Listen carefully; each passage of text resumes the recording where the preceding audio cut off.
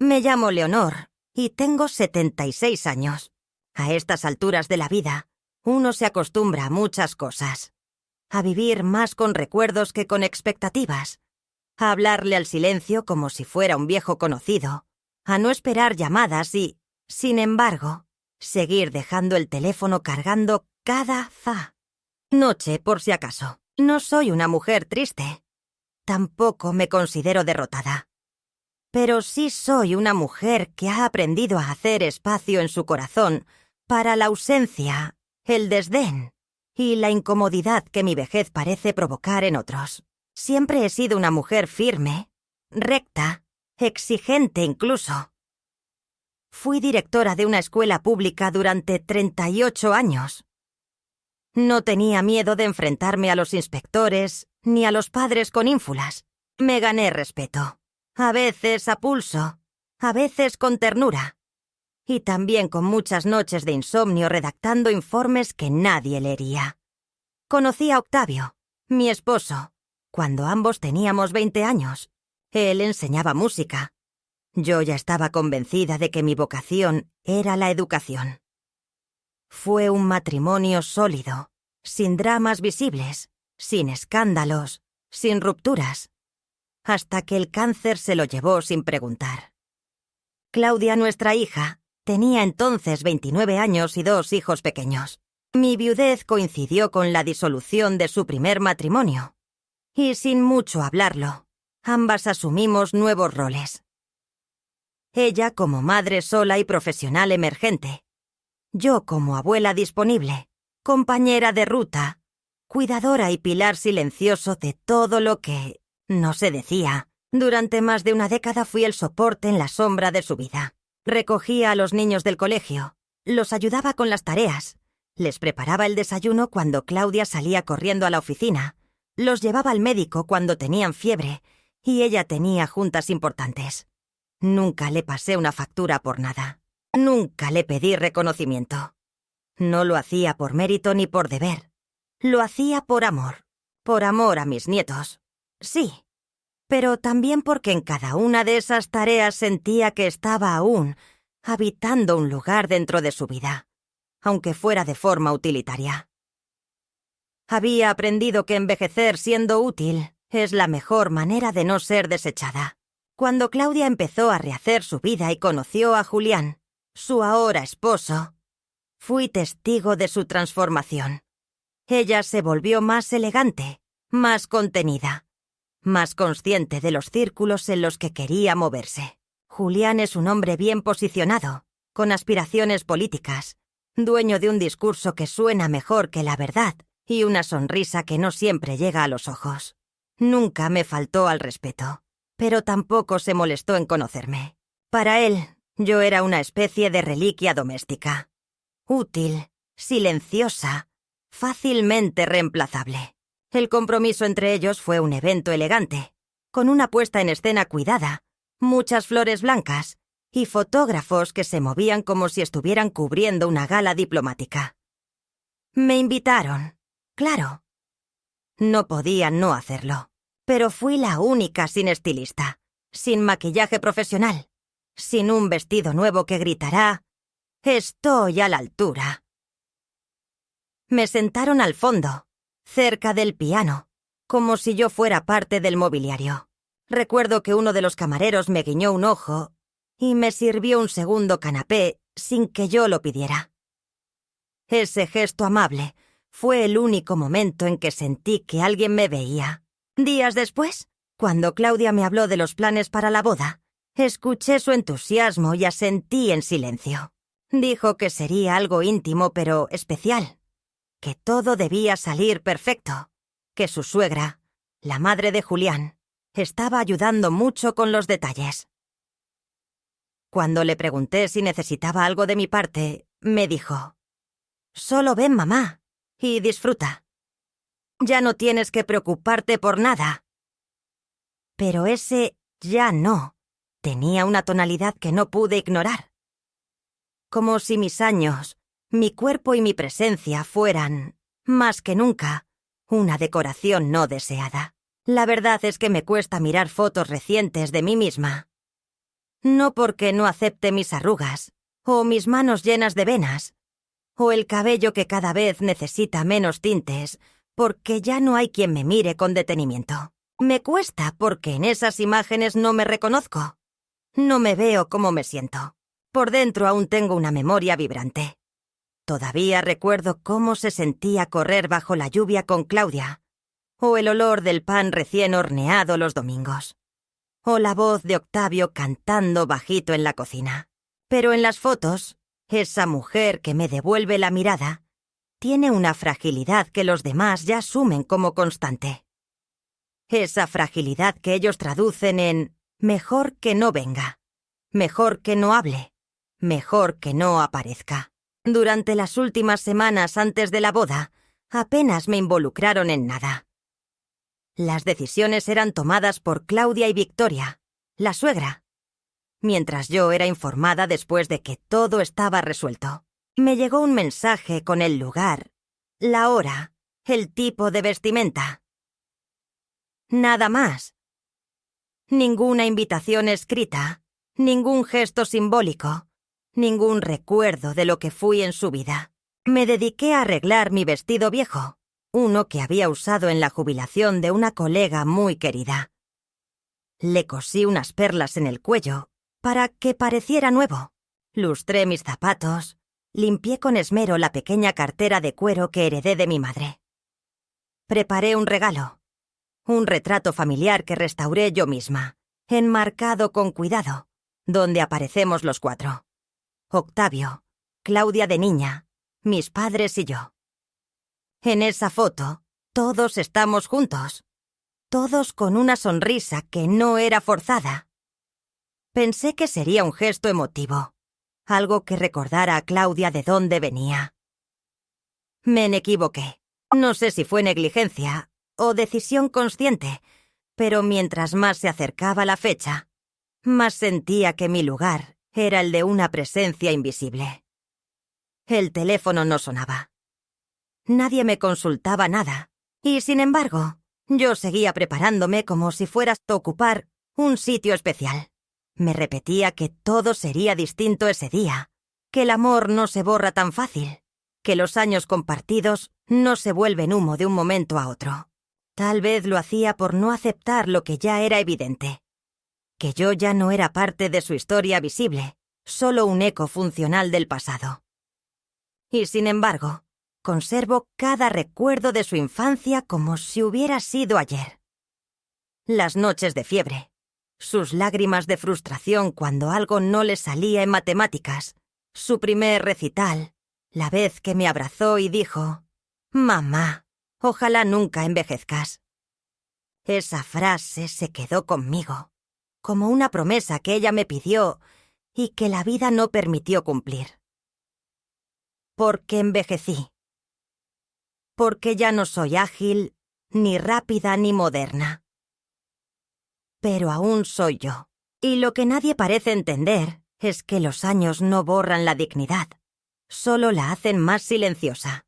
Por eso fui a esa boda con la frente en alto, con los zapatos bien lustrados, el vestido con sus perlas cosidas a mano y la certeza de que merecía un lugar, aunque nadie más pareciera recordarlo.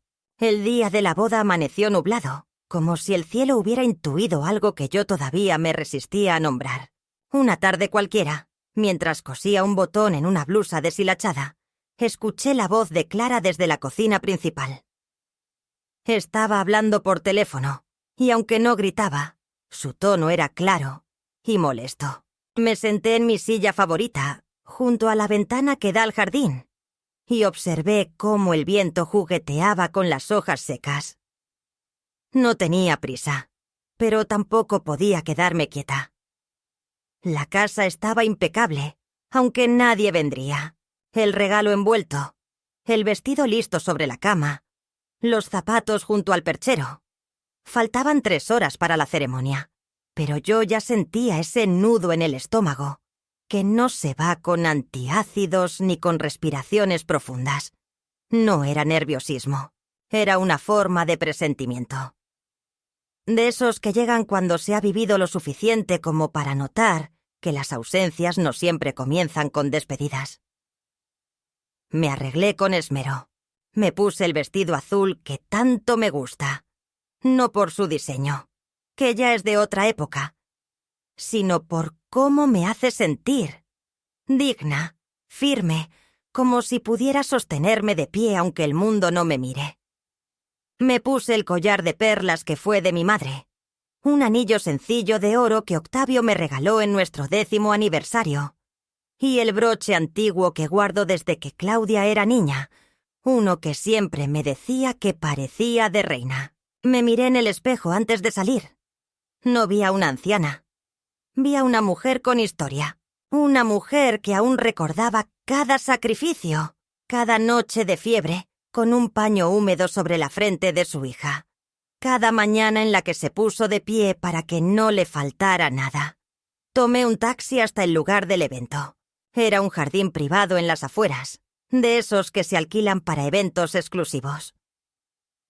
Ya desde el camino supe que no estaba yendo a una boda familiar, sino a una producción cuidadosamente coreografiada. En la entrada, una joven con una carpeta y un auricular me preguntó mi nombre. Leonor, le dije. Madre de la novia. Tardó unos segundos en encontrarme en su lista, y cuando lo hizo, alzó apenas las cejas, como si no se lo esperara. «Ah, sí», dijo. «Usted está en la mesa 14». Le agradecí con una sonrisa mecánica y avancé por el sendero de piedras entre arreglos florales que costaban más que mi pensión mensual. Los invitados ya empezaban a llegar, todos vestidos como si asistieran a una gala. Muchos rostros me eran desconocidos, algunos apenas familiares. Saludé con una inclinación de cabeza a los pocos que reconocí, pero nadie se detuvo a conversar. Todos iban con prisa, buscando su lugar, tomándose fotos, riendo con esa euforia que solo el dinero y la juventud combinados pueden sostener con naturalidad. Llegué a mi mesa. Estaba situada cerca de una esquina del jardín, alejada del centro, al lado de un árbol cuya sombra ya empezaba a volverse molesta. Era una mesa pequeña, sin centros de mesa ni número visible. Solo mi nombre, escrito en caligrafía prolija sobre una tarjeta blanca. No había más sillas. Era una mesa para uno. Me quedé de pie, esperando que alguien me indicara si era un error, si quizás había otra ubicación para mí. Pero nadie vino. Pasaron los minutos y comencé a entender. No había error. Había decisión. La familia del novio, todos juntos en el sector principal. Los amigos de Claudia, repartidos entre las mesas centrales. Su padre, claro, no estaba. Y yo, su madre, su única madre, sentada como una invitada incómoda a quien había que esconder sin que se notara mucho. Me senté, porque quedarme de pie era más humillante aún. Intenté respirar hondo. A lo lejos, vi a Claudia tomándose fotos con Julián. Ambos radiantes. Ambos brillando bajo la luz del fotógrafo que se movía ágilmente, buscando ángulos, perfección, simetría. Esperé que viniera a saludarme. No lo hizo. En su lugar, se acercó un hombre joven, con una cámara colgada al cuello y una sonrisa profesional. Leonor, ¿verdad? La madre de la novia. Asentí. ¿Podemos tomarle unas fotos? Unas tomas especiales para usted. Algo íntimo y bonito, dijo, como si con eso pudiera disfrazar lo que era evidente. Me llevó a un rincón del jardín, lejos de la pista de baile, lejos de las mesas decoradas. Me pidió que me sentara en una banca de hierro forjado, rodeada de rosales artificiales. Posé como pude. Sonreí por reflejo, no por alegría. En un momento bajó la cámara y dijo: «Tiene una expresión muy auténtica. Eso se nota». No respondí. Volvimos a la zona de las mesas, y él desapareció tras otro encargo. Mientras caminaba de regreso a mi lugar, pasé cerca de un grupo de jóvenes que reían mirando un teléfono. No me vieron, pero escuché. «¿Quién es esa señora?», preguntó una de ellas. «Creo que es la mamá de la novia», respondió otra. «¿En serio? Pensé que estaba muerta o algo así. Nunca aparece en sus redes». Reí por dentro. Tenían razón. Nunca aparezco. Porque no quepo. Porque no combino. Porque mi edad no es instagramable. Poco después, una mujer de cabello perfecto y sonrisa impostada se acercó a mí. Era Victoria, la madre del novio. Me saludó con amabilidad forzada y me preguntó si estaba cómoda. Le respondí que sí. «Qué bueno», dijo. «Pensamos que este lugar tenía una energía tranquila. Usted sabe, las fotos de familia deben tener cierta armonía visual». No entendí al principio. Luego comprendí. «¿Se refiere a mi lugar en las fotos?», pregunté. «Ay, no, no», respondió. «Solo comentaba que, con la luz y todo, hay ángulos que favorecen más a unos que a otros». Su hija entendió perfectamente. Asentí. No quería darle el gusto de verme alterada. Pero algo dentro de mí empezó a crujir. Finalmente Claudia apareció. Se acercó con una copa en la mano, su vestido impecable, su maquillaje intacto, su expresión tensa. «Mamá», dijo, «¿estás bien aquí?». «Claro», respondí. «Muy bonito todo». Hizo una pausa, como si quisiera decir algo importante. «Sobre las fotos». El fotógrafo quería hacer unas tomas con perfiles más estilizados. Es por la estética del álbum, no es algo personal. Victoria cree que ayuda a mantener una narrativa visual clara. Pero luego tú tendrás tus fotos, ¿sí? Incluso puedes elegir las que más te gusten de tu sesión. La miré. Vi en sus ojos la culpa que no quería reconocer. «Así que mi vejez no combina con tu narrativa», le dije sin levantar la voz. Ella no respondió. Bajó la mirada. «No lo dije así, mamá», murmuró. «No, tú no. Pero alguien lo pensó, y tú lo aceptaste». No hubo respuesta. Se marchó rápido, diciendo que la esperaban para el brindis. Me quedé sentada en esa mesa para una sola persona, mirando desde lejos cómo celebraban la unión, cómo brindaban por el amor, cómo repetían palabras sobre familia, raíces, respeto y pertenencia. Nadie volvió a mencionarme. Nadie me buscó para la foto del recuerdo. Ni siquiera mis nietos, que fueron llevados de mesa en mesa como trofeos de porcelana. La banda tocó una balada. La gente aplaudía. Y yo, por primera vez en muchos años, sentí con claridad que me habían borrado. No me olvidaron. No. Me borraron. Con precisión. Con intención. Como quien edita una imagen y decide que lo que estorba se corta. Mi presencia envejecía su postal. Mi historia pesaba demasiado para su cuento moderno.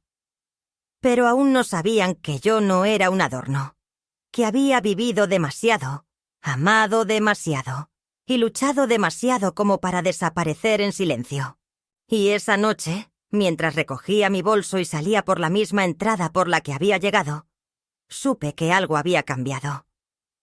No en ellos, en mí. Porque esa forma tan pulida de desprecio no solo me dolió, me despertó. Me recordó que había olvidado algo esencial. Que la dignidad no se hereda, ni se delega. Se afirma, se defiende. Y cuando es necesario, se recupera. Volví a casa con la misma elegancia con la que me había ido, al menos hacia afuera. Por dentro mi cuerpo era una bolsa de piedras mal amarrada. El trayecto en taxi fue silencioso. El chofer intentó una conversación ligera sobre el tráfico de ese sábado, pero mi respuesta fue un susurro distraído, y comprendió de inmediato que no debía insistir. A través de la ventanilla vi cómo el mundo seguía su curso, indiferente al hecho de que una mujer acababa de ser desechada, como quien retira una flor marchita de un ramo demasiado pulido. El jardín de mi barrio seguía oliendo a jazmín. El niño del edificio de enfrente seguía jugando con su patineta. Y el anciano del quinto piso seguía regando sus plantas con una regadera azul. Todo igual. Todo en su sitio. Menos yo. Al llegar, me quité los zapatos en la entrada y dejé el regalo sobre la mesa del comedor sin desenvolver. Me senté frente a él. La cinta aún estaba perfecta, ni un solo pliegue arrugado. Lo había envuelto yo misma la noche anterior, con un esmero casi infantil. La fotografía restaurada de nuestra antigua familia, la que sí tenía raíces, que sí tenía historia, que sí sabía mirar hacia atrás sin miedo.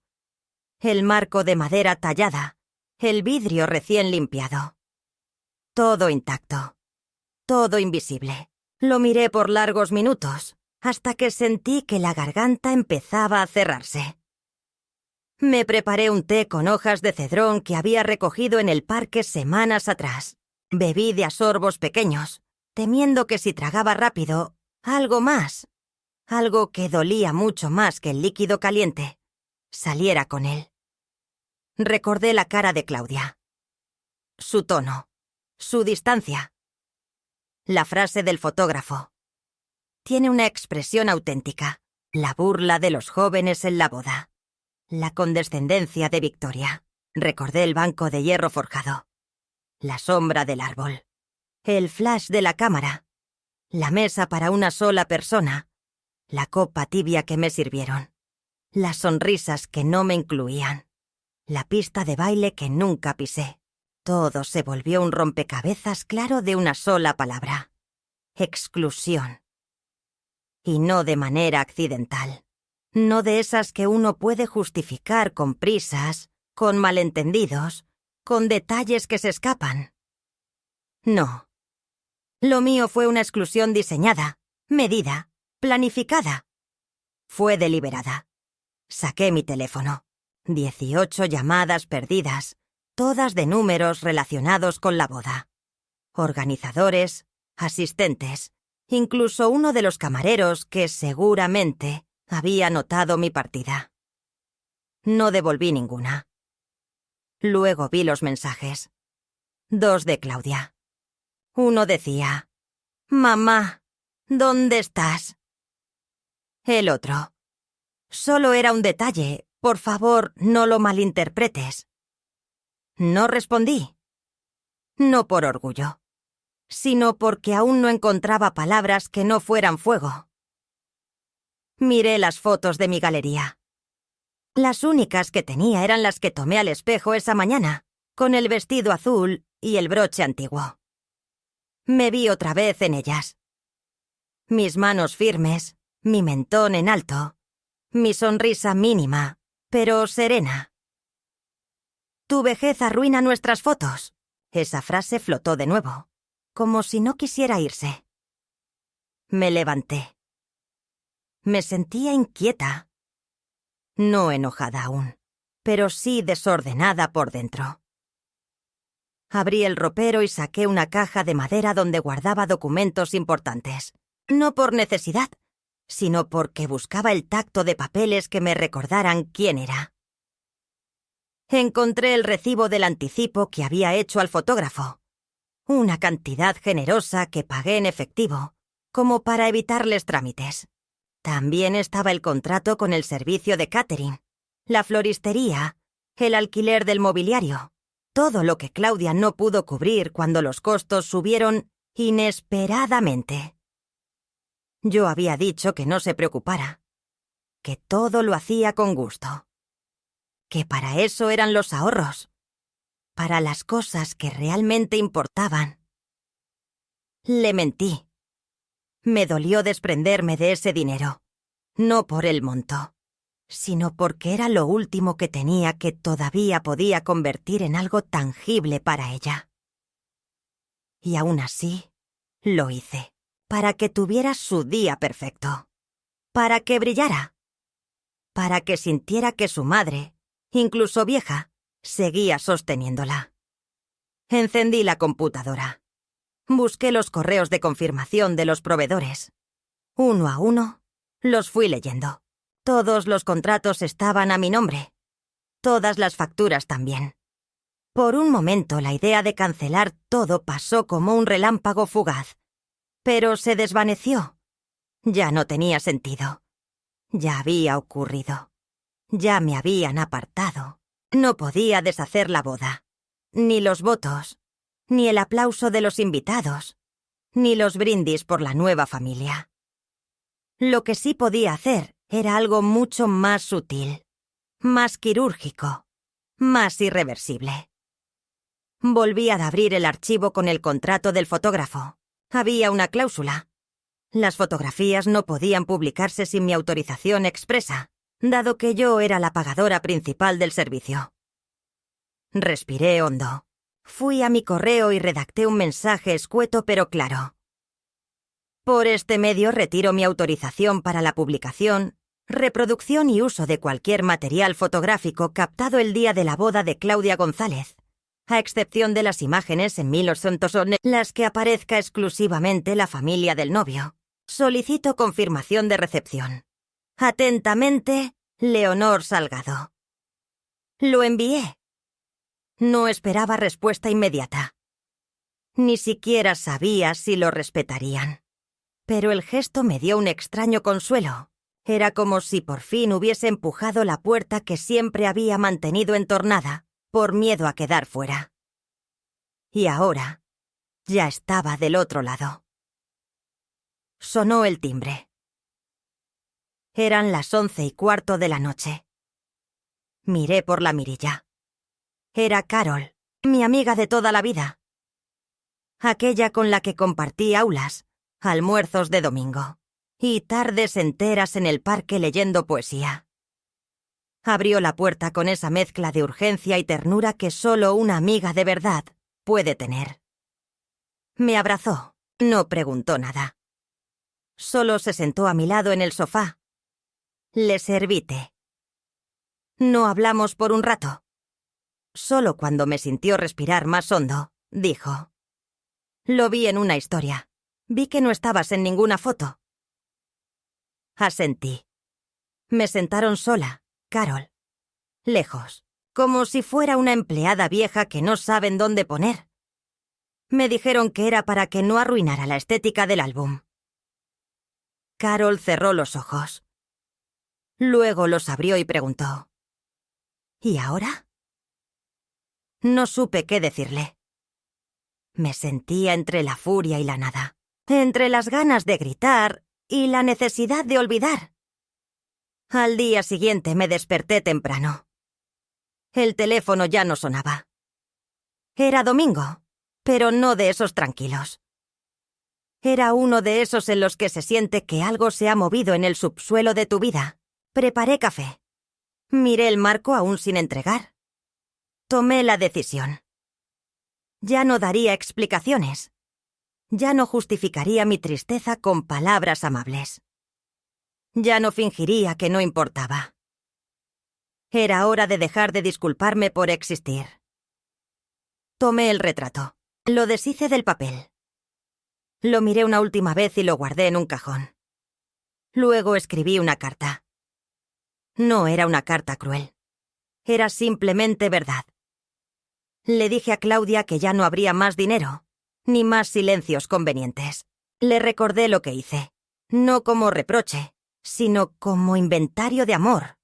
Cada aporte, cada gesto, cada ausencia de mí misma para hacer espacio a su vida.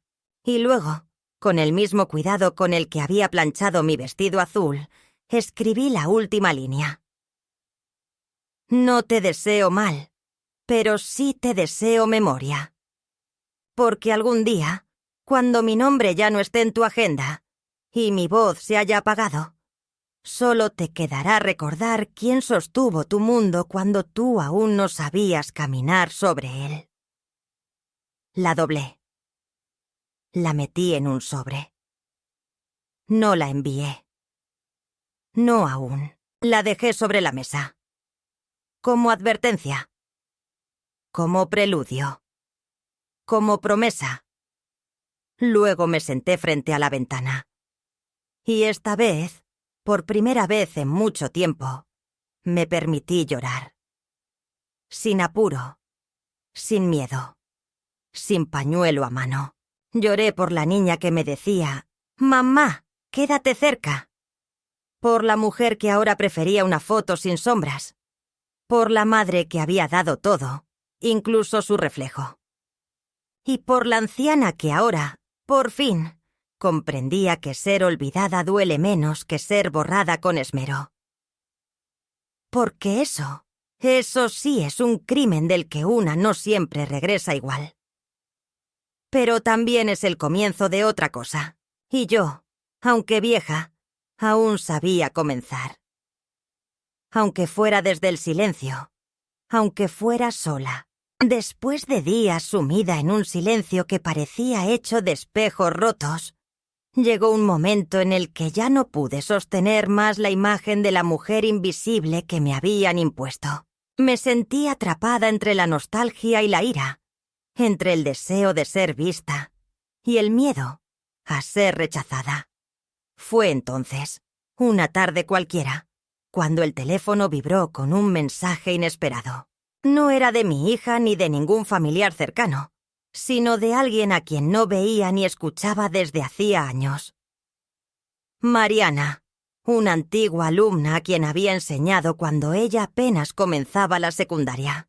En el mensaje, ella me preguntaba cómo estaba, y al leerlo sentí que una pequeña llama se encendía en mi pecho, como si la vida me estuviera ofreciendo una mano cuando ya pensaba que todos la habían retirado. Decidí responder. No mucho, solo un agradecimiento y unas palabras de esperanza. Pero no fue suficiente para apagar el fuego de esa chispa que me devolvía a mí misma.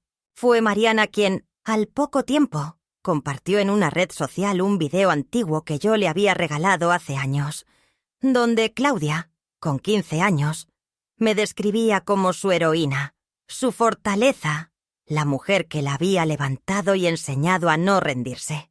Ese video se viralizó con rapidez, no solo entre los amigos de Mariana, sino entre cientos de personas que vieron en él la sinceridad y la ternura de una relación que, a pesar de todo, había sido genuina. Los comentarios se multiplicaron, alabando mi dignidad y recordando la importancia de las madres que entregan su vida sin pedir nada a cambio. Mientras tanto, yo me encontraba en el mismo lugar de siempre. Mi casa, la que me acoge con sus paredes gastadas y sus recuerdos susurrados. Pero esa tarde, algo cambió.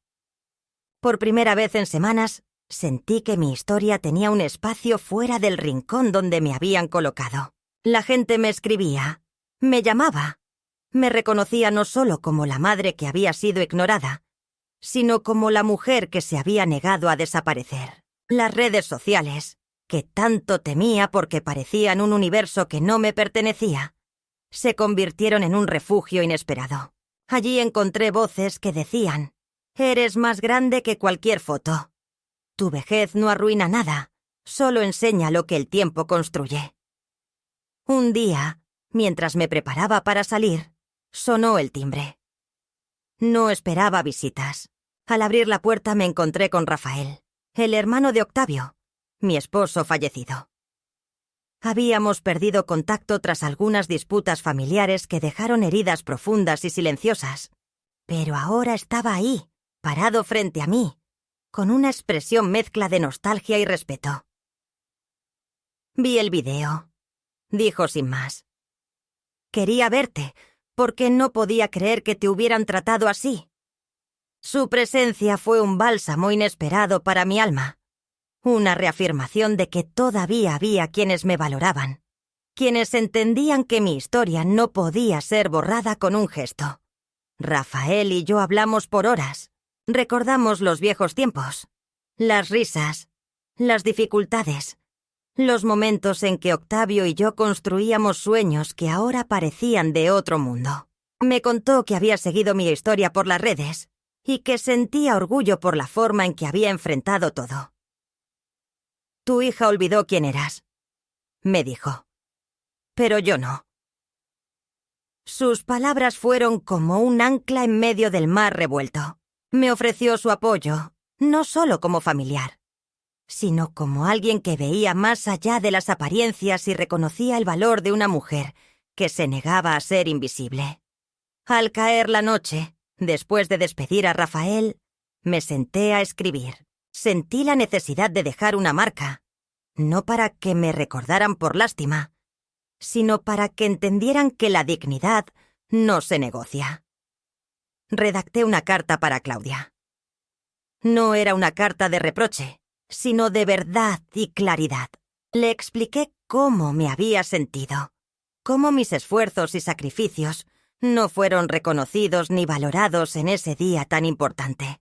Le hablé de la soledad en la que me dejaron, de la mesa para uno, de las palabras no dichas, de la ausencia que pesó más que la presencia.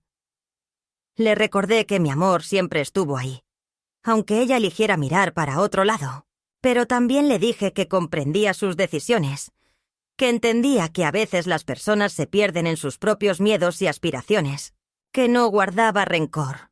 Solo esperaba que algún día pudiera ver más allá de la superficie y entender que el amor verdadero no se mide por fotografías perfectas ni eventos impecables, sino por la capacidad de reconocer a quienes estuvieron ahí, aún cuando el mundo los ignoró. Después de escribir, decidí dar un paso más.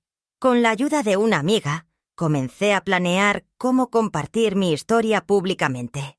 No para buscar venganza ni para crear polémica, sino para ofrecer voz a todas las mujeres que, como yo, han sido relegadas, invisibilizadas, borradas de las historias familiares. En ese proceso, recibí mensajes de mujeres de todas partes que contaban sus propias experiencias, que se sentían identificadas, que encontraban en mi valentía un espejo para enfrentar sus propias batallas. Mi nombre comenzó a circular en pequeños círculos, en grupos de apoyo, en foros, donde la edad no es una condena, sino un valor. Me invitaron a dar charlas, a participar en encuentros donde se hablaba de dignidad, de la lucha contra la invisibilidad, del poder de las madres y abuelas que sostienen familias con manos cansadas pero corazones firmes. Me sentí fortalecida. La herida del rechazo seguía ahí, pero ahora tenía un propósito. No iba a dejar que la voz de mi vejez fuera silenciada por caprichos o prejuicios. Mi historia no era solo mía. Era la de tantas mujeres que caminan en silencio, que dan todo y reciben poco, que saben lo que es amar sin garantías y esperar sin promesas. Fue entonces que recibí una invitación inesperada. Una organización local me ofreció participar en una charla TEDx con el tema «La dignidad no se retoca». Al principio dudé. ¿Quién iba a querer escuchar a una mujer como yo? Pero Rafael y Mariana me animaron. Me recordaron que la fuerza no está en la juventud ni en la apariencia, sino en la autenticidad y el coraje. Acepté. Preparé mi discurso con cuidado, repasando cada palabra, cada pausa, cada emoción. Quería que mi voz llegara clara, sin resentimientos, pero con la firmeza de quien sabe que mereció ser amada y respetada siempre. El día de la charla, sentí una mezcla de nervios y calma. Al subir al escenario vi rostros atentos, algunos con lágrimas, otros con sonrisas de reconocimiento. Conté mi historia, desde el amor hasta la exclusión, desde la soledad hasta la reivindicación. Hablé de la importancia de incluir a nuestros mayores en la narrativa familiar, de valorar sus años como tesoros y no como lastres, de entender que la vejez no es un obstáculo para el amor, sino un capítulo más de la vida que merece ser celebrado. Al terminar, el aplauso fue largo y sentido. Sentí que algo dentro de mí se liberaba. No era un final, sino un comienzo. porque ahora no estaba sola. Ahora, a través de mis palabras, miles de mujeres se sentían menos invisibles, menos solas. Mi hija tal vez nunca entienda del todo. Tal vez nunca regrese a mí como antes.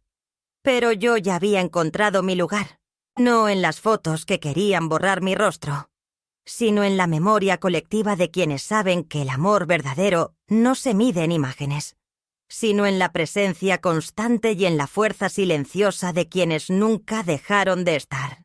Esa noche, al llegar a casa, me senté frente a la ventana y observé las estrellas.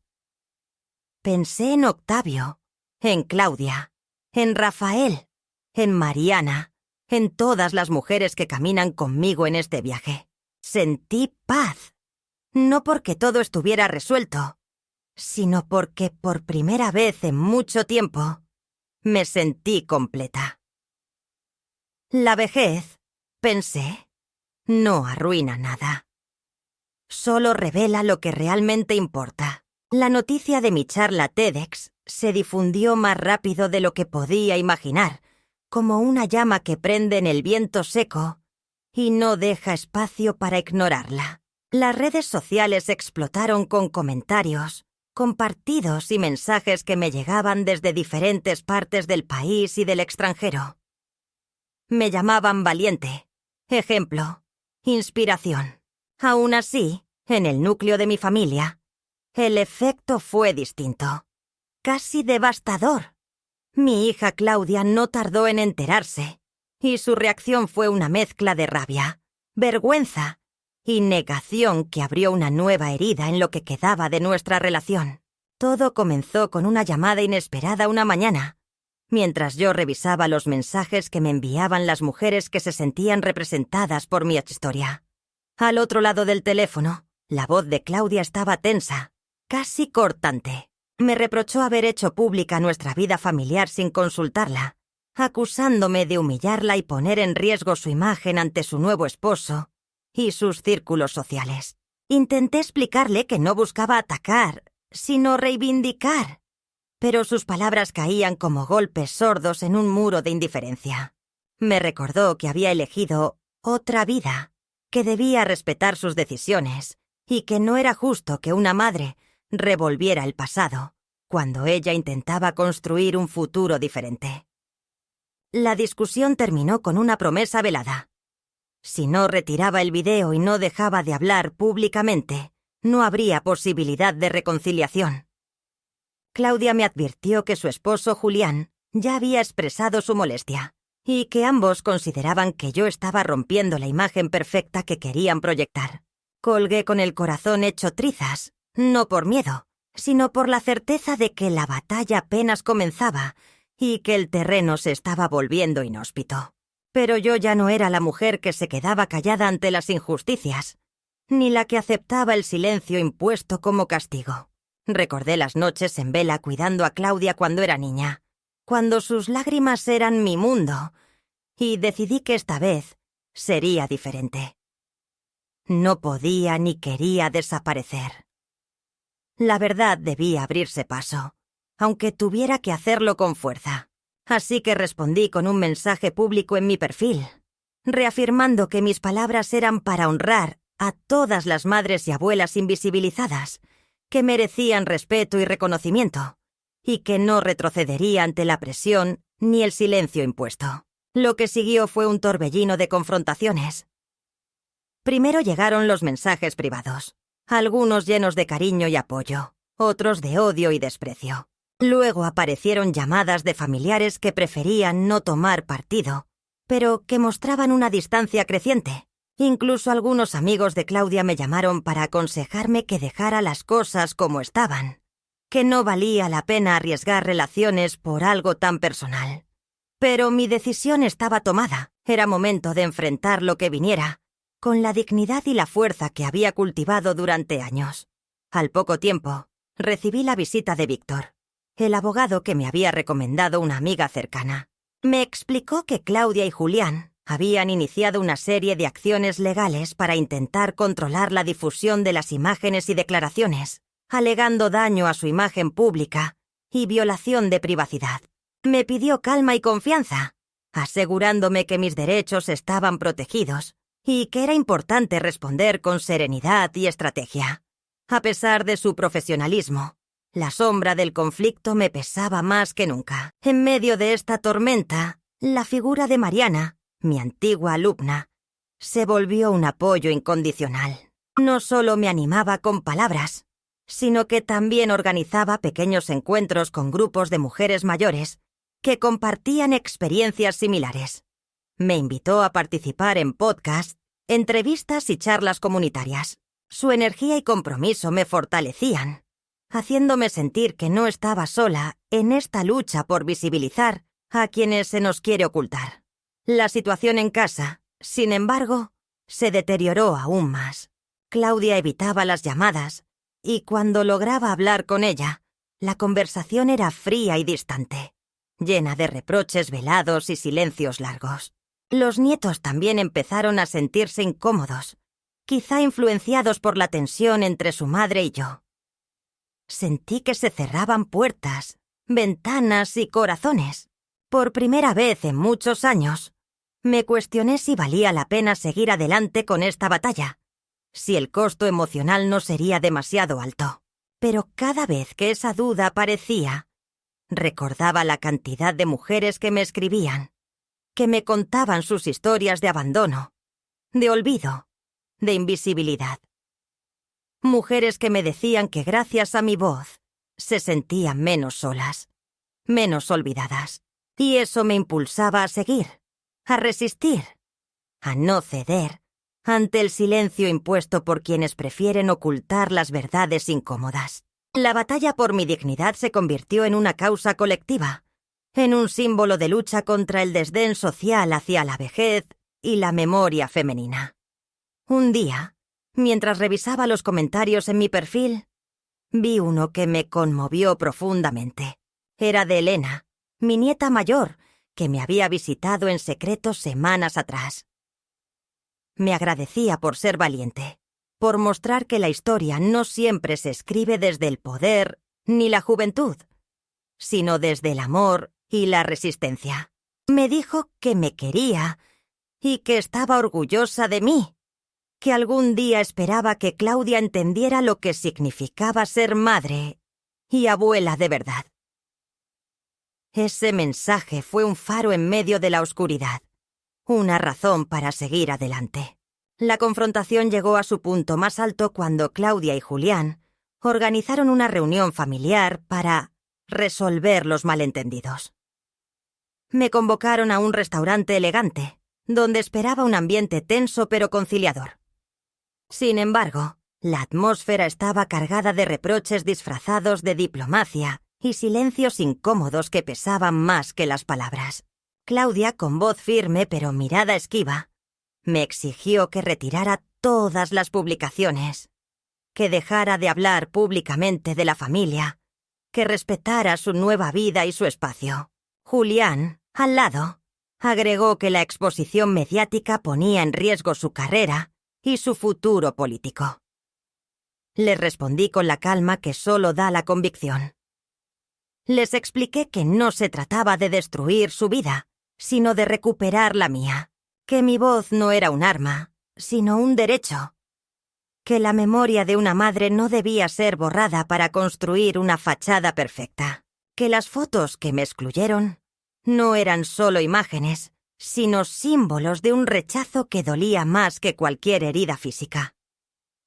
Les dije que, aunque me doliera su rechazo, no me arrepentía de ser quien soy, ni de haber defendido mi dignidad. La reunión terminó sin acuerdos. Se fueron con la firme promesa de buscar vías legales para frenar mi activismo. Yo me quedé con la certeza de que, a veces, la familia no es un refugio, sino un campo de batalla donde se disputan identidades y recuerdos. Pero también supe que no estaba sola y que mi lucha era necesaria, no solo por mí, sino por todas las mujeres mayores que merecen ser vistas, escuchadas y respetadas. Los días siguientes fueron un torbellino de emociones y acontecimientos. La presión aumentó. Recibí llamadas anónimas, mensajes intimidatorios y críticas despiadadas en las redes. Pero también aumentó el apoyo. Grupos de mujeres organizaron marchas simbólicas, publicaciones en medios independientes y campañas para visibilizar la importancia de la vejez digna y el respeto familiar. Las redes sociales se convirtieron en un espacio de encuentro y resistencia, y mi historia un faro que iluminaba la oscuridad del olvido impuesto. En medio de esta vorágine, encontré momentos de paz inesperada. Paseos al atardecer con Rafael, conversaciones profundas con Mariana y pequeños gestos cotidianos que recordaban que la vida sigue, incluso en medio de la tormenta. Empecé a escribir mis memorias, con la intención de dejar un testimonio que trascendiera el conflicto y celebrara la riqueza de los años vividos. La segunda escalada fue dura, sí, pero también reveladora. Me enseñó que la dignidad no se negocia y que la vejez no es una condena al silencio. Me enseñó que, aunque la familia pueda fallar, siempre hay comunidad, amistad y amor que sostienen y reconstruyen. Y me enseñó que a pesar del rechazo y la exclusión, una mujer con la verdad y el coraje puede transformar su historia en una poderosa luz para quienes caminan detrás. La noche del evento más esperado por Claudia y Julián se acercaba. Después de semanas de tensión, la presentación oficial de su matrimonio ante la clase política y empresarial del Estado se celebraría en un hotel de 5 estrellas, donde los invitados serían seleccionados con precisión quirúrgica, y donde cada detalle, desde la iluminación hasta el color de las flores, había sido planeado como una estrategia de imagen. El evento estaba diseñado para reafirmar su lugar dentro del círculo de poder. Una celebración sin fisuras donde el pasado no tenía cabida y la autenticidad se consideraba una amenaza. Yo no fui invitada. O mejor dicho, fui ignorada, desplazada, silenciada por omisión. Nadie mencionó la fecha. Nadie me preguntó si asistiría. Nadie se atrevió a sugerir mi presencia. Lo entendí sin necesidad de palabras. Era la confirmación de lo que ya se venía construyendo. Yo era el fantasma que debía quedar fuera del retrato, la sombra que no encajaba en el nuevo decorado. La mañana del evento, sin embargo, desperté con una extraña serenidad. Había soñado con Octavio. En el sueño, él me tomaba de la mano y me decía que no estaba sola, que lo había hecho bien, que mi verdad tenía raíces más profundas que cualquier fachada recién pintada. Al despertar, me sentí acompañada por esa voz ausente que aún sabía consolarme. Me preparé un desayuno sencillo y me senté junto a la ventana con mi cuaderno de notas. Allí, con la luz suave de la mañana, escribí lo que sabía que sería el cierre simbólico de mi papel en esta historia. Una carta final. No para Claudia, ni para el público, ni para defenderme de nadie. Una carta para mí. Para la mujer que había sido madre, esposa, educadora, cuidadora, y que ahora decidía recuperar su voz sin pedir permiso. En esa carta repasé cada decisión, cada silencio tragado, cada gesto no valorado. Y después escribí una sola frase que me acompañaría siempre. No me arrepiento de amar, pero tampoco me disculpo por no callar. Mientras tanto, la ciudad se vestía de gala. El hotel donde se celebraría la recepción era un coloso de vidrio y mármol, donde la discreción tenía precio, y los secretos eran envueltos en perfumes caros y copas de cristal. Alrededor de las 4 de la tarde comenzaron a llegar los invitados. La prensa local aguardaba en la entrada. Cámaras listas, micrófonos levantados. Julián saludaba con esa sonrisa medida. Claudia iba del brazo de su madre política, con un vestido que la hacía parecer una escultura. Todo funcionaba según el guión. Hasta que algo sucedió. De pronto, uno de los fotógrafos apartó su cámara y se acercó al reportero que estaba en vivo para un canal regional. Murmuraron algo. Luego, El reportero cambió su guión. Nos informan que hay un video circulando desde hace unos minutos, que ha sido compartido por varias figuras públicas del ámbito cultural y educativo, donde se cuestiona el papel de la señora Claudia González en el abandono simbólico de su madre, Leonor Salgado, reconocida educadora y reciente conferencista TEDx sobre la dignidad de las mujeres mayores en contextos familiares. El video muestra fragmentos inéditos de entrevistas y declaraciones que han provocado fuerte repercusión en redes sociales. Claudia, que lo escuchaba todo desde adentro, en una sala privada junto a su esposo, palideció. Las pantallas del hotel comenzaron a mostrar en tiempo real los comentarios en redes sociales. Algunos invitados comenzaron a revisar sus teléfonos. Otros se alejaron discretamente para no quedar involucrados. La noticia ya había sido compartida por varios medios nacionales. Lo que debía ser una celebración de perfección se convirtió en una sala llena de preguntas sin respuesta. Los rumores crecieron. Se hablaba de censura, de exclusión deliberada, de una madre maltratada en silencio por la ambición de una hija que prefería pulir su imagen antes que reconocer su origen. En medio del caos, Claudia pidió que apagaran los monitores, que retiraran a la prensa. Pero ya era tarde. Las redes se habían apoderado del relato y su intento de mantener todo bajo control colapsó en cuestión de minutos. Julián, visiblemente molesto, pidió explicaciones. La madre política, sin saber qué hacer, trató de calmar los ánimos, pero la tensión era visible, incluso para los camareros. En una sala contigua, un invitado que había trabajado en la administración educativa reconoció mi nombre y expresó públicamente que conocía mi trayectoria y que no entendía cómo alguien podía tratar así a una madre que lo había dado todo. Yo no estuve allí. No necesitaba estar. Porque el corazón de una madre no necesita presencia para hacerse sentir. Yo estaba en mi casa, con Rafael y Mariana, viendo todo en la televisión. En silencio. Sentía tristeza, sí, pero también una extraña forma de justicia que no buscaba venganza, sino verdad. Mariana me tomó la mano y me dijo: «Lo lograste». No desde la rabia, sino desde la memoria. No desde el escándalo, sino desde el valor de decir: «Yo estuve allí y tengo derecho a no ser borrada». Esa noche, mientras el hotel intentaba recomponer su narrativa, mientras los invitados se dividían entre los que se marchaban discretamente y los que se quedaban por compromiso, mi historia volvía a ocupar su lugar. No como un ataque, sino como una reivindicación. Porque nadie puede decidir por otro qué recuerdos son válidos y cuáles no. Nadie puede dictar a quién se ama y a quién se silencia. Claudia entendió, quizá por primera vez, que su intento de construir una vida sin pasado era una estructura condenada a derrumbarse. Horas después, recibí un mensaje. Era de ella. Solo decía: «Mamá, lo vi todo. No sé qué hacer».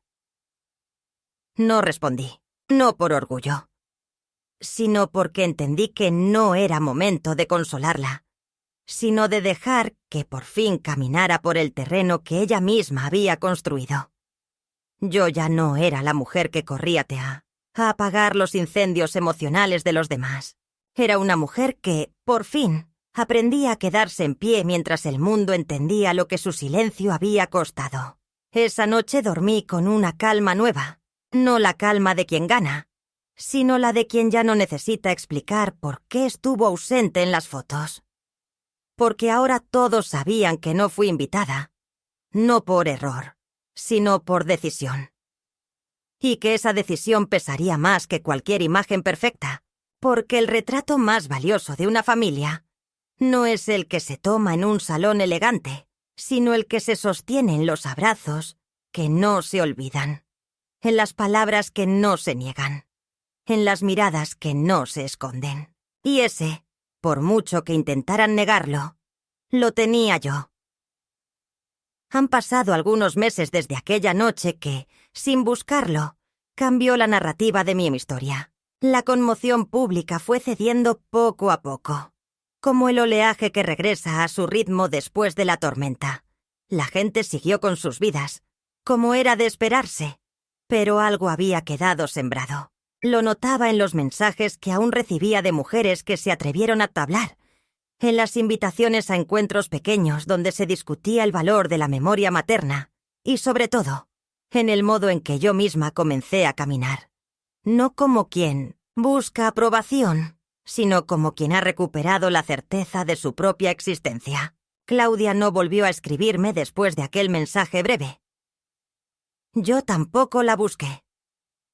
No porque no la ame, sino porque comprendí que hay distancias que no se cierran con palabras ni con gestos, sino con tiempo, y que a veces ese tiempo no llega nunca. Aprendí a dejarla estar donde eligió, sin convertirme en sombra ni en ruido. Mi dolor ya no es una herida abierta, sino una cicatriz que me recuerda que incluso las madres más pacientes tienen derecho a decir «hasta aquí». No se trata de venganza ni de orgullo, sino de dignidad. Una palabra que durante muchos años postergué por miedo a incomodar, por amor mal entendido, por una forma de lealtad que solo iba en una dirección.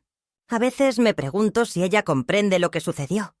Si alguna noche se sienta en silencio y piensa en mí no como el obstáculo en sus fotos, sino como la mujer que la sostuvo cuando el mundo era un lugar demasiado grande. Me gustaría pensar que sí, que algo en ella recuerda mis manos preparando su desayuno antes de ir a la escuela, mi voz enseñándole a leer en voz alta, mi figura esperándola en las funciones escolares con los ojos brillando de orgullo. Me gustaría creer que no todo se ha perdido. Pero ya no dependo de esa esperanza para seguir. He transformado mi casa en un pequeño centro de encuentros para mujeres mayores. Nos reunimos una vez por semana en el comedor, entre fotos antiguas, tazas de té y charlas que son como hilos invisibles que nos sostienen. Hablamos de nuestras vidas, de los hijos que se alejaron, de los maridos que ya no están, de los nietos que a veces no nos reconocen en las redes. Reímos, lloramos, escribimos.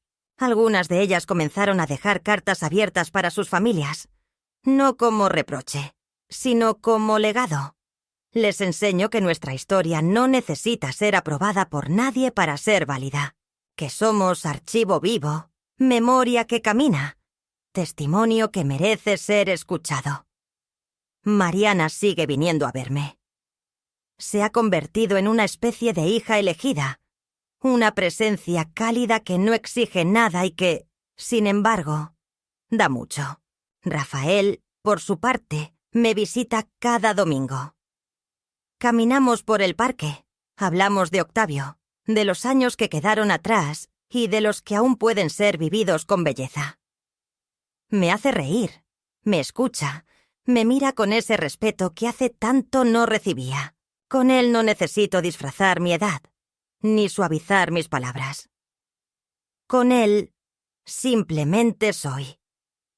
Un día, mientras organizaba algunos papeles en una caja vieja, encontré una foto que me hizo detenerme. Era una imagen en blanco y negro, tomada muchos años atrás, en una reunión escolar. Claudia tenía 6 años. Yo la abrazaba desde atrás, con los brazos firmes y una sonrisa que parecía sostener el mundo entero. Ella miraba la cámara con la confianza absoluta de quien sabe que su madre nunca la soltará. Me quedé mirando esa foto largo rato. No lloré. Solo la volví a colocar con cuidado dentro de un cuaderno, como quien guarda una verdad que ya no duele, pero tampoco se olvida. Hoy, mientras escribo estas últimas líneas, comprendo que no hay victoria ni derrota en esta historia. Solo verdad. Una verdad que dolió, que incomodó, pero que también liberó. Porque aprendí que la maternidad no es una cadena perpetua de silencios, y que la vejez no es un rincón oscuro. donde uno espera que la llamen. Aprendí que uno puede decir basta, incluso después de décadas de entrega, y que ese basta puede ser el principio de algo más verdadero. No sé si Claudia volverá.